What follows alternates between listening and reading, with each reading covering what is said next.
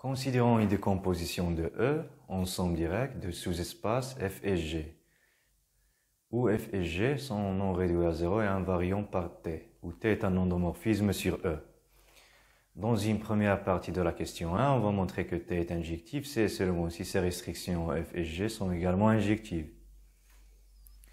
Commençons par établir l'implication directe. On prend deux éléments A et B.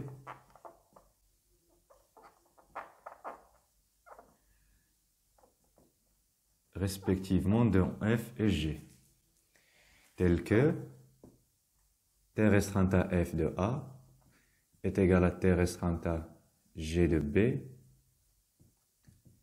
est égal à 0.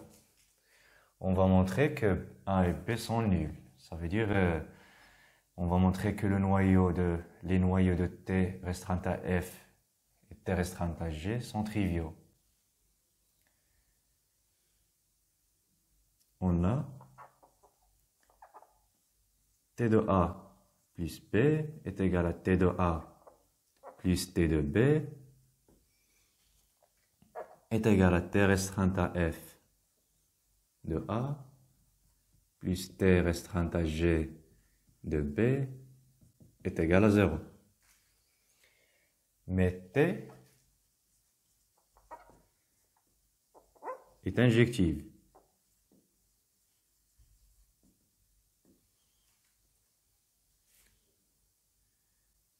Et donc, A plus B doit être égal à 0.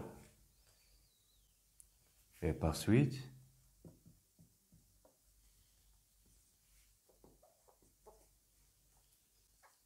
A est égal à moins B. Mais B est un élément de G. Et A est un élément de F. Donc, A se trouve dans l'intersection G inter F. Mais comme cette somme ici est directe, alors cette intersection est réduite à 0. Ce qui donne que A est égal à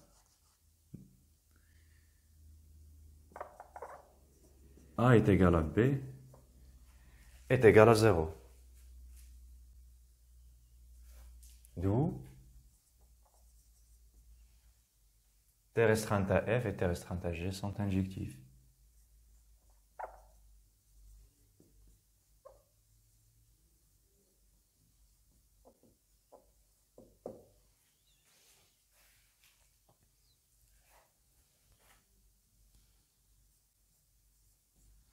On suppose maintenant que t restreint à f et t restreint à g sont injectives et on va établir que t est injectif.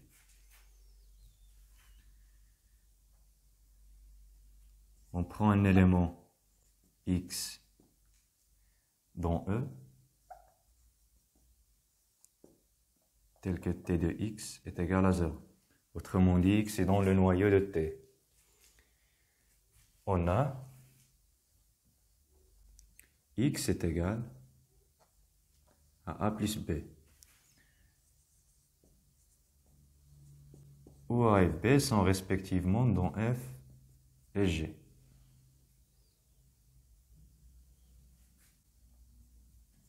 Alors,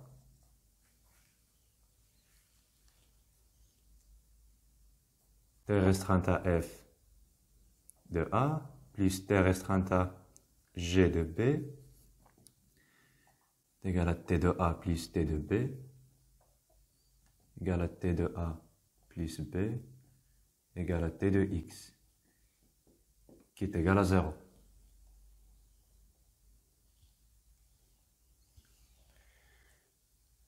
Par suite, t restreint à f de A est égal à moins t restreint à g de B. Et on montre comme ici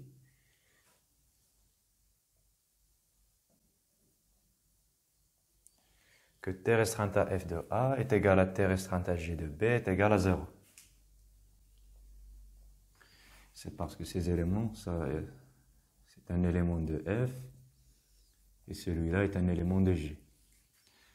Et donc, T restreint à F de A égale à T restreint à G de B est égal à 0.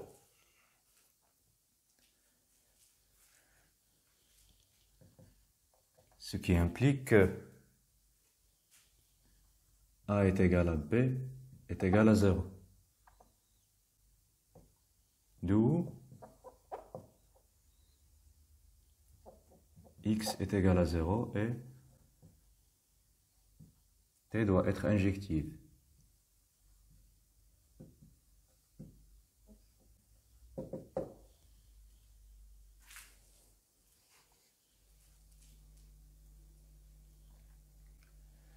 Dans la deuxième partie de cette question, on va montrer que T est surjectif, c'est seulement si ces restrictions F et G sont également surjectives.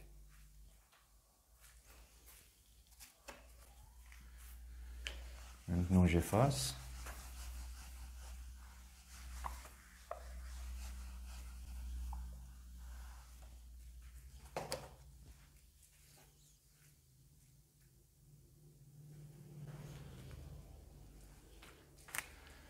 Montrons que T est surjectif, c'est seulement si sont surjectifs.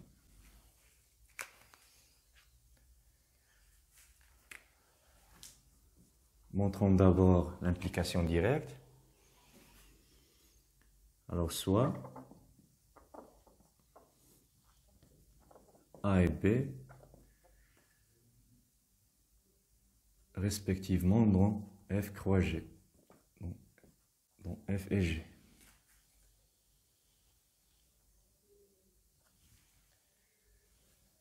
Utilisons le fait que T est surjective, on trouve que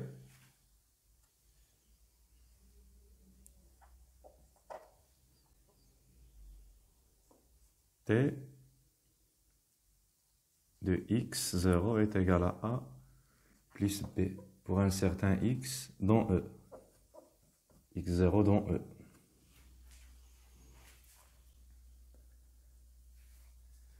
On écrit x0 est égal à A0 plus B0 où A0 et B0 sont respectivement dans F et G. Ce qui donne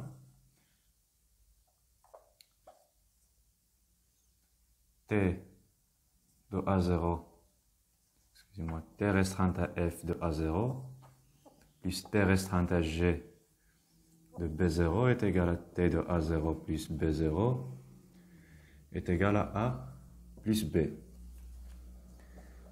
Par suite, T restreint à F de A0 moins A est égal à B moins T restreint à G de B0. Ceci est un élément de F, l'autre est un élément de G. Et donc, T restreint à F de A0 moins A est égal à 0. Et de même, B moins T restreint à G de B0 est égal à 0.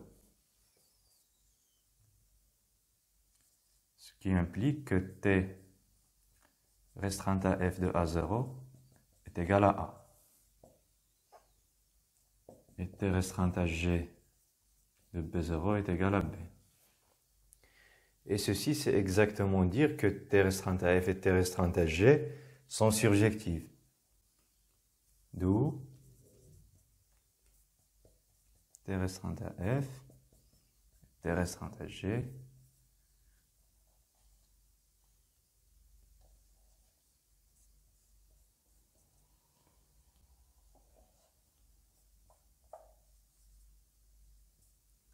sont surjectives.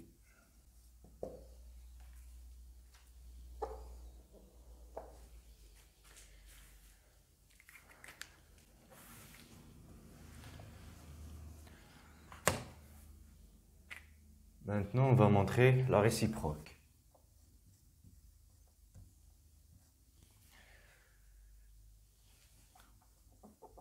prend un élément X dans E. Et on écrit X sous la forme A plus B, où A et B sont respectivement dans F et G.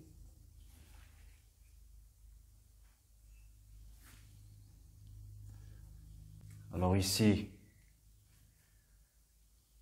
en utilisant le fait que T restreinte à F et T restreinte à G sont surjectives, on peut écrire T de A est égal à A0. Excusez-moi, T de A0 est égal à A. Et T de B0 est égal à B. Pour certains, A0 et B0, dont G croix F. Excusez-moi, dont F croix G. Ici restreinte à F, ici restreinte à G.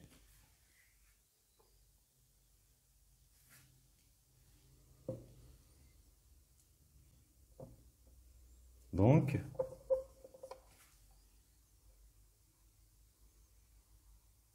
X qui est égal à A plus B, A est égal à T restreinte à F de A0, B T restreinte à G de B0, et ça c'est exactement T de A0 plus B0, ce qui signifie que T est surjectif.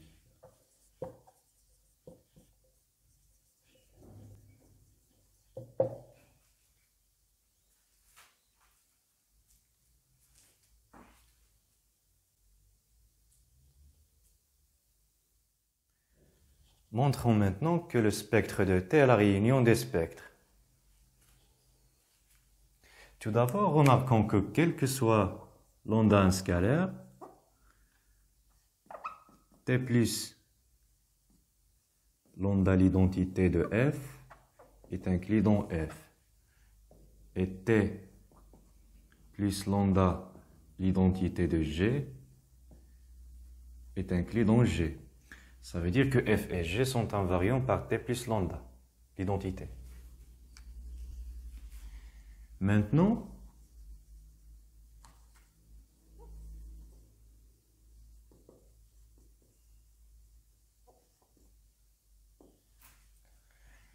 d'après la question précédente,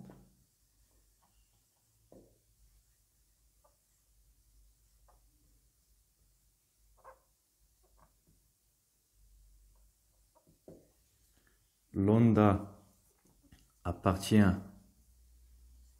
au spectre de T si et seulement si, par définition,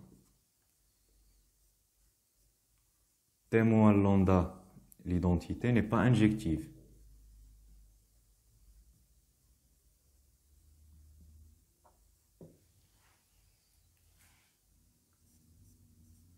D'après la question précédente, là où on utilise cette question, c'est seulement si T moins lambda l'identité restreinte à F n'est pas injective ou T moins lambda l'identité restreinte à G n'est pas injective.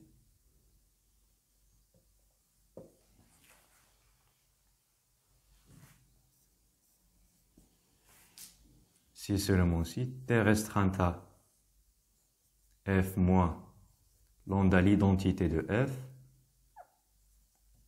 n'est pas injective ou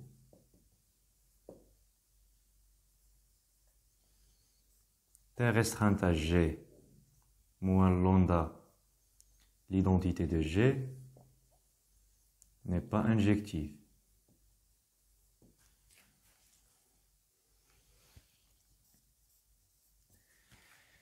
Mais ça, c'est exactement dire que lambda est dans le spectre de T restreinte à F ou lambda est dans le spectre de T restreinte à G. D'où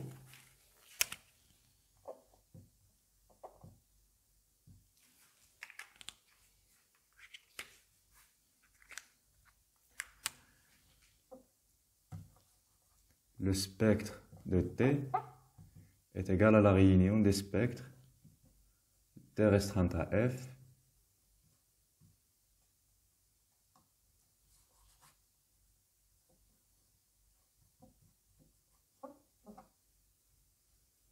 spectre T restreinte à G.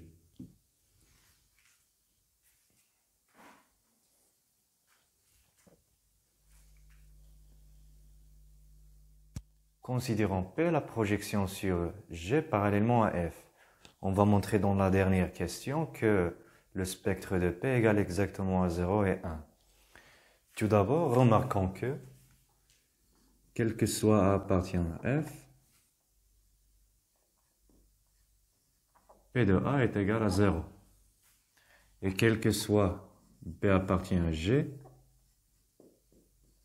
P de B est égal à B.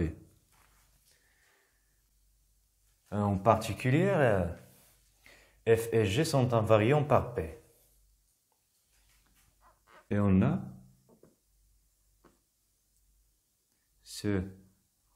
ceci, c'est exactement dire que P restreint à F est égal à l'endomorphisme nul.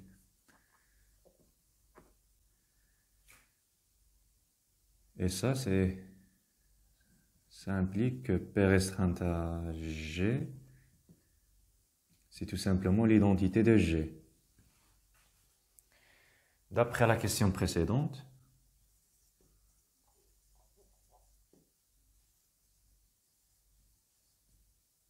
je pense que c'est 2, d'après la question 2, le spectre de P est égal au spectre de P restreint à F, union le spectre de P restreint à G, mais le spectre de P restreint à F, c'est exactement le spectre de 0. Et le spectre de 0, c'est le singleton 0.